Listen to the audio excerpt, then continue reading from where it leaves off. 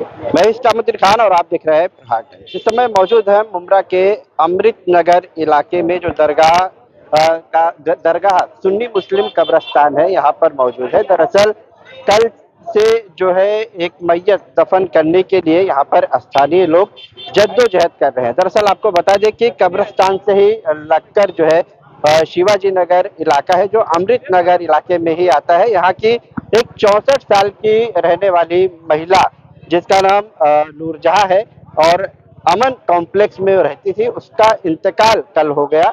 और जो डॉक्यूमेंट्स है सब बताया जा रहा है, दावा किया जा रहा है कि मुंब्रा के अमृत नगर इलाके का डॉक्यूमेंट्स है। सिर्फ आधार कार्ड पर उस महिला का डॉक्यूमेंट्स अमृत नगर की जगह कौसा लिखा हुआ था, जिसके बाद यहाँ पर जब दफन करने की जो प्रक्रिया है, जो दस्तावेज ट्रस्ट में जमा करना पड़ता है, जो जमीयतुल मुस्लिमीन ट्रस्ट है, यहाँ पर जब दस्तावेज जमा करना पड़ता है तो यहाँ कहा गया ट्रस्ट की तरफ से कि इनका जो आधार कार्ड है उसमें तौसा लिखा हुआ है, तो आप लोगों को MM वली कब्रिस्तान में इन्हें दफन करने के लिए ले जाना पड़ेगा। जिसके बाद यहाँ के कुछ स्थानीय लोग और कुछ समाज सेवक जो है वो नाराजगी जाहिर किए, क्योंकि जो ये सुन्नी कब्रिस्तान है इससे जस्ट लग कर ही थोड़ी दूर पर वो महिला यहाँ पर रहती थी। तो लोगों का ऐसा कहना है कि जब अमृत नगर में वो रहती थी और अमृत नगर कब्रिस्तान यहाँ पर है, तो फिर उन्हें MM वली कब्रिस्तान जो है वो वहाँ क्यों लेकर जाया जाए।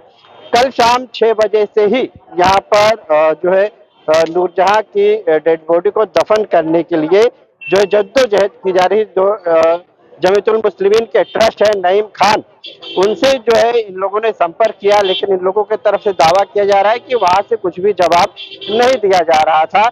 और कल शाम से रात गुजर गई और आज जुमा की नमाज बाद जो है उस नूरजहां महिला की डेड बॉडी यहाँ के रहने वाले सभी लोग यहाँ कब्रिस्तान लेकर पहुंचे और अभी जो है उस महिला की जो है मिट्टी मंजिल यहाँ पर की गई है। लोगों में काफी नाराजगी देखी जा रही है। लोगों का कहना है कि ट्रस्ट के तरफ से जो है जिस तरह से दफन करने की परमिशन नहीं दी गई, उसके लिए लोग काफी नाराज हैं। क्या कुछ कहना है लोगों का वो हम आपको सुनाते हैं। गफ्फार भाई, जिस महिला की मौत हुई है उनका क्या नाम है और कहाँ की रहने वाली थी, और अमृत नगर दरगाह कब्रिस्तान में दफन करने को लेकर क्या कुछ पूरा मामला यहाँ पर हुआ? जी अस्सलाम वालेकुम। हम लोग का जो लोकेशन जो पड़ रहा है, जो अमन जो किस्सा जो स्टार्ट हुआ है, अभी मेरा पर्सनल चल रहा है, अभी रुक जाओ, कोई आना नहीं होगी। अमृत नगर के कुछ 50 मीटर की दूरी पे हमारा कॉम्प्लेक्स है, वहाँ पे एक का इंतकाल हो गया है। 63 ईयर्स की लेडीज थी, ठीक है। हम लोग यहाँ पे आए डॉक्यूमेंट सबमिट करने के लिए, पास लेने के, गेट पास लेने के लिए। तो उस पे बाय डिफॉल्ट एक तालुका में कौसा लिख के आता, उस आधार कार्ड पे कौसा लिखा हुआ था। उस कौसा लिखे हुए के बेस पे नईम खान ने strictly without any document check किए हुए स्ट्रिक्टली मना कर दिया कि आप लोग अमृत नगर दरगाह ये कब्रिस्तान में दफना नहीं सकते, आपको MM वैली कब्रिस्तान जाना पड़ेगा। बहुत उज्जत आती हुई, बहुत आर्ग्यूमेंट है। हमने उनके बेटे का डॉक्यूमेंट दिखा, उनके रेसिडेंस का डॉक्यूमेंट दिखा, कहीं भी कौसा नहीं लिखा हुआ है एक्सेप्ट उनके आधार कार्ड के। वो मानने ही तैयार नहीं। वो बोलते कि कौसा का एड्रेस है, आपको कौसा ही जाना पड़ेगा। और हम 7 घंटे 8 घंटे कल रात को इतना आर्ग्यूमेंट हुआ, उनको सब चीजें बता रहे, लेकिन वो मानने तैयार नहीं है।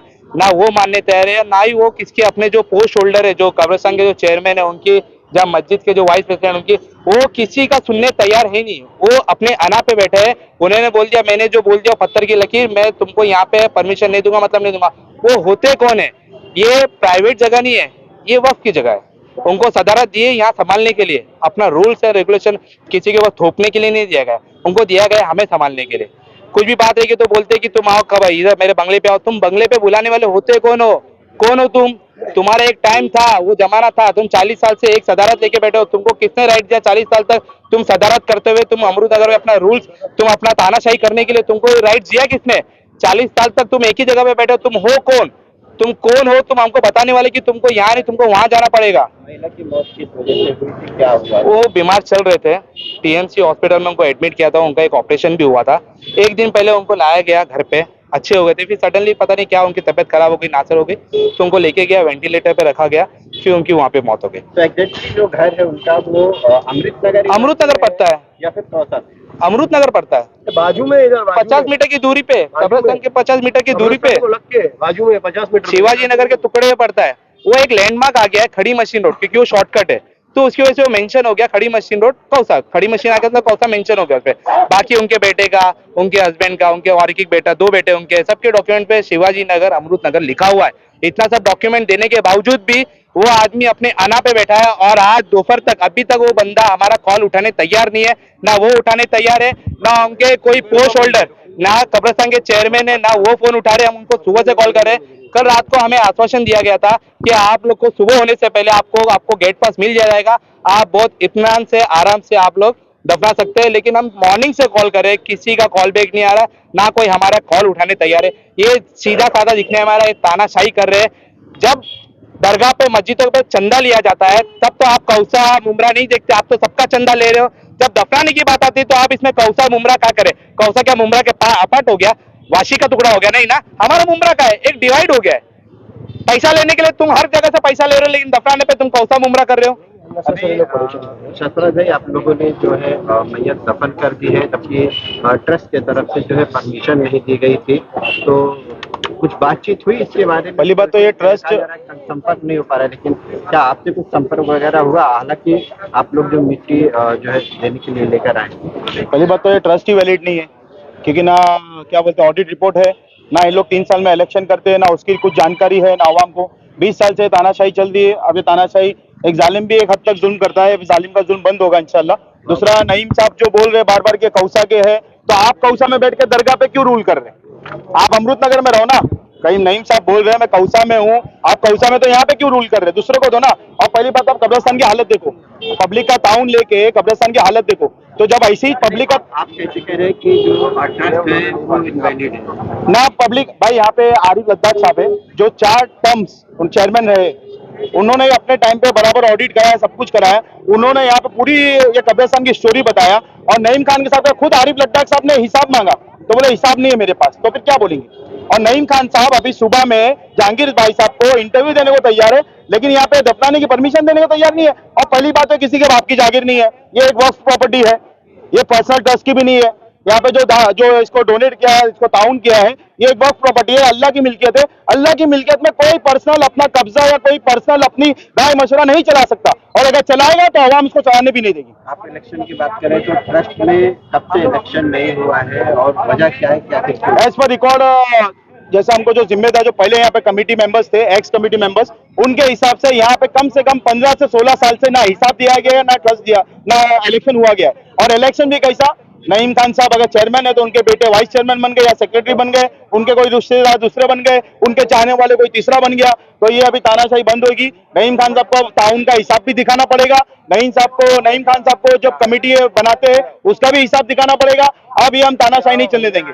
जब ताउन, पब्लिक के ताउन से चलना है ना, तो पब्लिक अपनी ताउन देगी, चलाने वाले इंशाल्लाह बेहतरीन बैठेंगे, जो किसी को तकलीफ ना हो। और हम जब इंशाल्लाह इसको चलाने पे लेंगे ना, तो मुमरा वाले को भी बोलेंगे आके दफनाओ, कलवा वाले को भी बोलेंगे आके दफनाओ, हम शील पाटे वाले को भी बोलेंगे आके दफनाओ। कोई तानाशाही नहीं, किसी के बाप की प्रॉपर्टी नहीं है। डॉक्यूमेंट्स होना चाहिए, डॉक्यूमेंट्स वेरीफाई करने के बाद सब कुछ ओके है और बट डेथ सर्टिफिकेट है, तो कोई रोक नहीं सकता। और नईम खान साहब जो कर रहे हैं ना, वो खुद एक एक्स मेयर है, उनको मालूम है कैसा चलना है, वो खुद संविधान के खिलाफ जाके काम कर रहे हैं। और पहली बात तो कैसा है ना, जिसको इल्म रहता है ना, अब वो इल्म किसका भी हो, चाहे वो पॉलिटिशियन हो या कोई आलिम मुफ्ती हो या कोई अच्छा पढ़ा लिखा इंसान हो, जिसको इल्म रहता है ना, जब वो अपने इल्म का सही तरीके से इस्तेमाल नहीं करेगा ना, अल्लाह ताला खुद ही उसका दिल दिमाग लॉक कर देता है। नईम खान साहब का खुद ही दिल दिमाग लॉक हो चुका है, उनको सोचना है। आज नईम खान साहब गद्दी पे नहीं होते, आज एक आम आदमी होते, नईम खान साहब खुद यहाँ पे खड़े होकर आवाज उठाते, वो ट्रस्टी को क्यों नहीं दफनाने दे रहे भाई?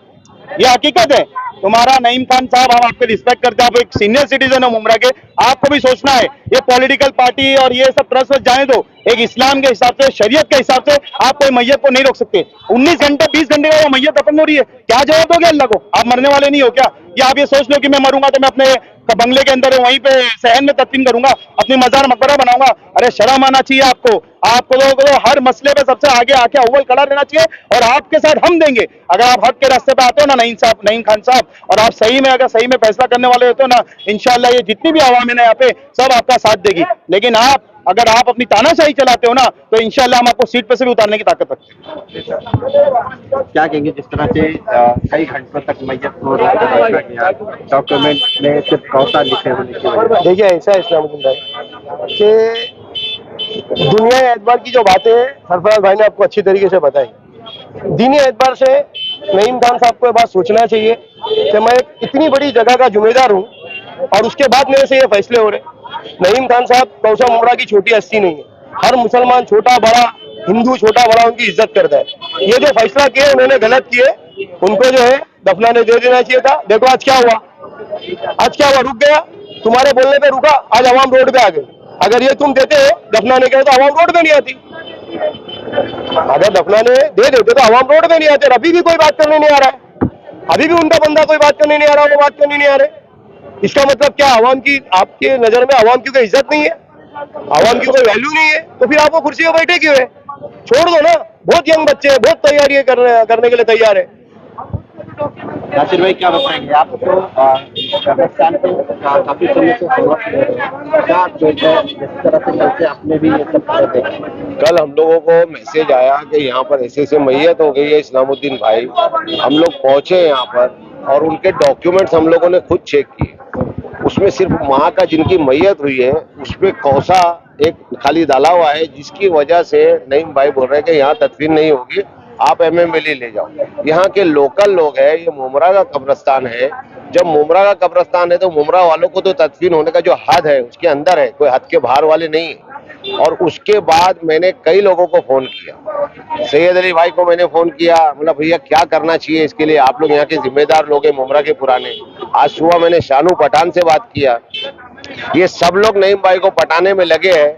यानी इतनी मिन्नत जियारत करना पड़ रही है कि एक मैयत तदफीन के लिए, तो बड़ी शर्म की बात है। यानी ऐसा मसला हो गया इस्लामुद्दीन भाई के यहाँ पर मनमानी चल रही है। कल से परेशान है। आज सुबह को वसीम सैयद से मेरी बात हुई, जो जिम्मेदार है यहाँ के ट्रस्टियों में, तो इनको बोला गया कि भाई क्या करना है। वसीम भाई बोले भाई हम लोग समझा के थक गए नासिर भाई, हम खुद परेशान हो गए। यानी उन लोग खुद बदजन हो गए, उन लोगों की कोई गलती नहीं है, वो बेचारे लोग ट्राई कर रहे हैं। सैयद भाई कंटिन्यू फोन कर रहे हैं, उनका फोन नहीं उठाया जा रहा है। शानू पठान अभी मेरे से कंटिन्यू फोन पे है कि नासिर भाई मैं खुद जा रहा हूँ उनसे मिलने, उनसे मुलाकात करने नहीं मिल रही है। तो यानी इस वक्त तो नईम भाई को खुद आ जाना चाहिए था इधर पे, कि भाई आकर खड़े रहकर बोलते ठीक है भाई क्या मसला है, नहीं है यहाँ पर जिम्मेदार आप हो ना, तो नईम भाई को बड़ा दिल करके आ जाना चाहिए। आप हमारे बड़े हो, इसका मतलब ये नहीं कि आप अपनी मनमानी करो। लोग परेशान हो गए। मैयत कल 5 बजे से मैयत घर पे पड़ी है, शाम को फिर डी फ्रीजर में रखा गया।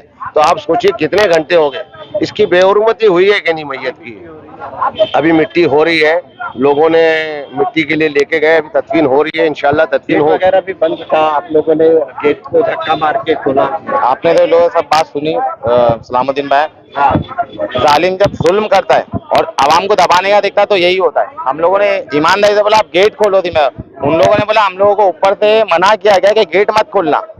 नमाज के बाद सब जाते छोटे गेट से, फिर जब हम लोगों ने ज्यादा मिन्नतें की, बातें की, बोला गेट खोलेंगे, तो हम लोगों ने गेट पूरा खोल दिया, सबने मिलकर गेट खोल दिया।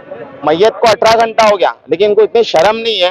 ये दरगाह कब्रिस्तान के ट्रस्टी है, इनको खुद शरीयती मामला मालूम नहीं है कितने घंटे मैयत दफन होनी चाहिए। 18 घंटे से मैयत दफन नहीं हुई, अभी हम लोग अभी भी नहीं होती थी अगर हम लोग नहीं उतरते तो। और 40 साल से ये ट्रस्टी है यहाँ के, 40 साल से। तो मस्जिद, आपने ये सब बातें, तो मस्जिद का चंदा, दरगाह का चंदा, जो साल में इनका इतना शबे बारात के दिन इतने चंदे आते, वो कहाँ जाते हैं? कब्रिस्तान की हालत देख लो आप।